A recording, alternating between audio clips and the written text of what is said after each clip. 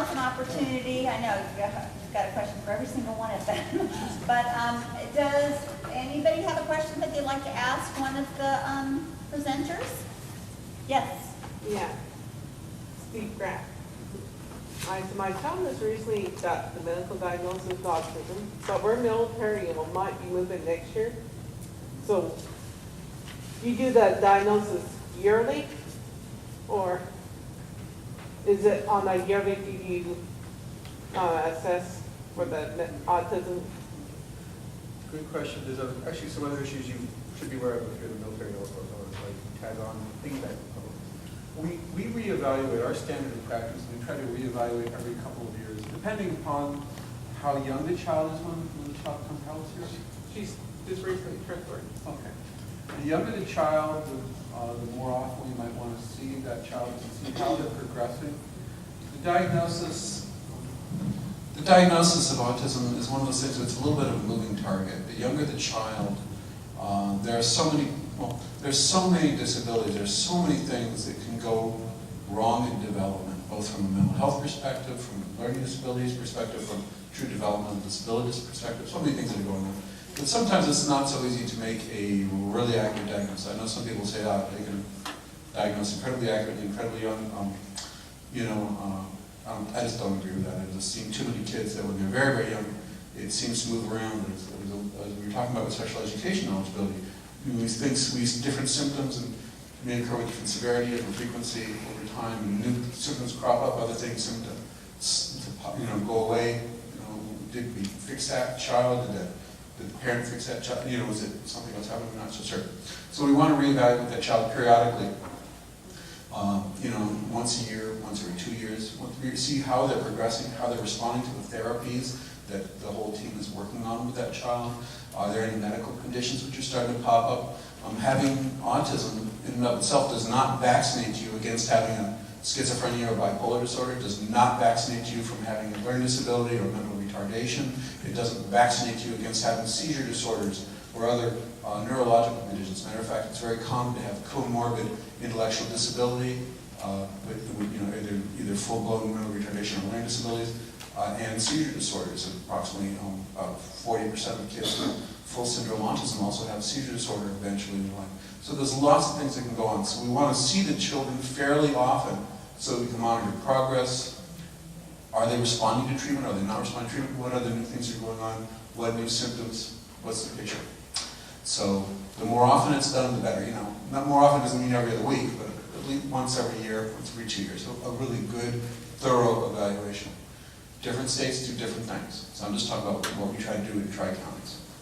What I advise families who are military families is that, first off, you can be hooked up with TRICARE, which is really good. You get good insurance, hopefully throughout, anywhere the military sends you or sends your husband, you're going to have access to medical care. However, certain states and certain military bases are going to have better services for your child than others. One thing you can do in the military is you can actually ask for a letter that states that your child has a certain disability. I can't remember what the name of the form is, which either asks that you be stationed as a home base in a base either in California or some other state which has really good services, and that be your home base as opposed to being sent off to Iceland or something like that. Depends on the family. The reality is that also it may interfere with promotion.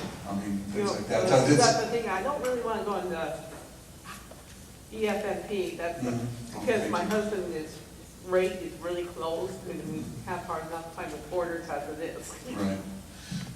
So it's a mixed bag. However, the one thing about it is that a medical diagnosis we will give you records, we will send letters, we'll give you whatever information you need to go with you so that you're receiving physician, pediatrician, and team working with your child wherever you go has our information so that you don't have to reinvent the wheel everywhere you go. Now, different states, like let's say that, is it CB? No, it's a crypto tech. Or whatever that is. So, in terms of if you're in the Navy, for example, you go to a Navy base in Florida. Florida may have certain bases where they have certain types of services and things like that, where we would say, hey, make sure you contact this agency and things like that. That's one thing your service coordinator at the regional center should do, is establish, find out where you're going so they can send the information on ahead so that you don't go there and it's it's a, no one knows your child doesn't have anything. It should be just the opposite. They should be ready to receive your child. Now, the schools there are going to want to do assessments because, for example, let's say you live here in Camarillo and you're in Pleasant Valley, school district, what Pleasant Valley can do and will do for a child may not be the same as, Brunswick, New Jersey, or what they're doing in Camp Lejeune, North Carolina. The different school districts may do things slightly different, so they may need to do and would probably want to do their own assessment to see what type of program would they have in terms of services. But the diagnosis would go with you, but I do urge you to get an evaluation on a yearly basis when your child is that young, just to see what's going on and see if anything else is developing, but also to make sure that the initial diagnosis was indeed accurate. There are some conditions which mimic autism, and the younger the child, the harder it is to know what that is. But if I have it redone before we left, I could take it there. Absolutely. We don't have to reinvent the wheel, right? Exactly. And since your child's 3 years old, you're in this public school system regardless of where you are in the United States. Federal law, if your child has a diagnosis, there will be some type of service to the school district anywhere in the United States because that's a federal law, not a California law. Hey, another question? Yes. The behavioralist, at what point do you become involved? Since you're a behavioral specialist, if, there's a child having problems at school, at what point, does it have to be very severe, disruptive? What level do you get involved? You know what, I think it really depends on the district. Normally, there's a very small chain of command. So if you have a classroom of, let's say, 25 kids, and there's definitely one student that's standing out more than others, or that's having some behavioral problems, that teacher may notify the principal, or they may notify the school psychologist, and then somebody is going to go in and observe and take a look and see what's going on there.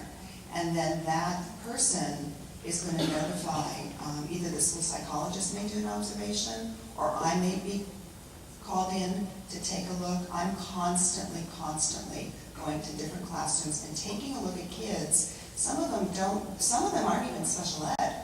Some of these kids are general ed kids that are having some problems, but maybe they haven't been identified yet. So it's usually the school psychologist or the principal, or sometimes the counselor. So if they're doing all those things and not coming up with solutions, they might call you in at that point. Right. A lot of times, classrooms have their own behavioral management program where the teachers have their point system, or they do whatever they need to do to try to gain control of their class. But if they have a student that's just not following along or doesn't have the buy-in, they've taken out their bag of tricks, they've tried everything, then they would report, I've got this kid here, I've tried everything, I need somebody else to take a look at him and see what's going on. And we're talking even in a standard, regular class. Yes. And from preschool to high school. Hey, got a question out there? Yes. My son's kind of on the other end of it. He's just entered his senior year in school. He's in a non-public school. And my question is, if he receives, I guess the governor just signed a law saying that they can receive a diploma if they don't pass the CASE, which is a good thing. So if he receives a diploma, then he's completely finished with all school district services. Is that correct? Yes. Right? Yes. So then the occupational training or something like that would fall in the regional center because he's a regional center client? Right, once they've graduated from this public school program, then the regional center would step in to provide any services. But at that age of 18, we're going to be looking at services that, are going to take them to that next stage of life. And it's a good thing to know that all the universities now, through what's called ADA, or the American with Disabilities Act, all universities now have learning centers and have assistive centers so that students that do have learning disabilities can register and get supports and services. It's a little bit different at the college level, but there still are services available for kids with disabilities at the university level.